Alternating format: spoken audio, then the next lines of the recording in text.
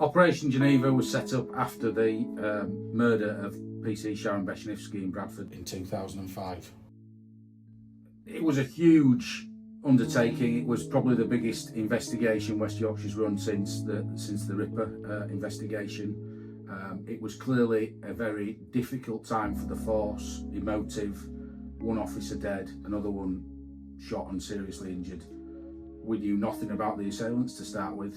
The technology that had been put into Bradford at that time with ANPR cameras allowed us to track some vehicles. Those suspects had dispersed across the UK, and then there was a massive manhunt up and down the UK with a huge amount of officers across the country.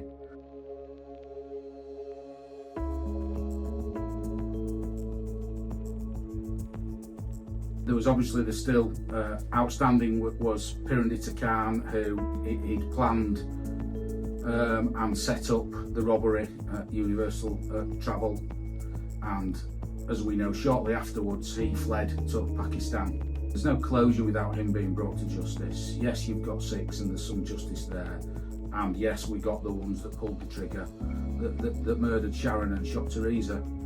But we didn't get the person who'd orchestrated it all. So we were very determined to find him and get him back. When initially I got put onto the investigation and I knew that Pirandita Khan was over in Pakistan, I was absolutely determined to get him back. There was no two ways about it. That resulted in Pirandita Khan being arrested in January of 2020. That was just the beginning, as we found out.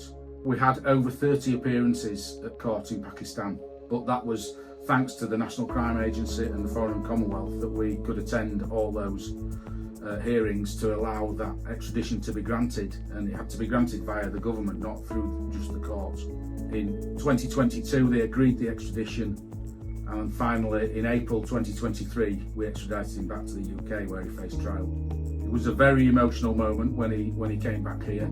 The team had worked tirelessly to pursue that and get him there. We'd overcome a load of obstacles in Pakistan, and when he actually touched down on British soil, I think there was a massive feeling of relief, but also the satisfaction that we knew he was going to face trial. I was the person that went to Heathrow Airport to collect him, and until I laid hands on him, cautioned him and arrested him for the murder of Sharon, it didn't feel real until that point. We were relieved at the sentence, because the sentence of 40 years in prison summed up the fact that he'd had all that time at liberty and the gravity of the offence. You can almost say that book's closed now, but it's never closed because you still feel the pain of your colleague that actually came to work that day to do a good job and gets a life lost by some mindless criminals like these. You have a sort of like, you want to achieve a goal in life, and the goal was throughout these years was to get Pirandita Khan back, and having to achieve that goal was quite satisfactory for me, all those colleagues really in West Yorkshire Police and the wider community really. Even though you feel like it's an achievement, it's not, it's almost our duty, and that's what we did. I think it's really nice to be recognised. The award's fantastic.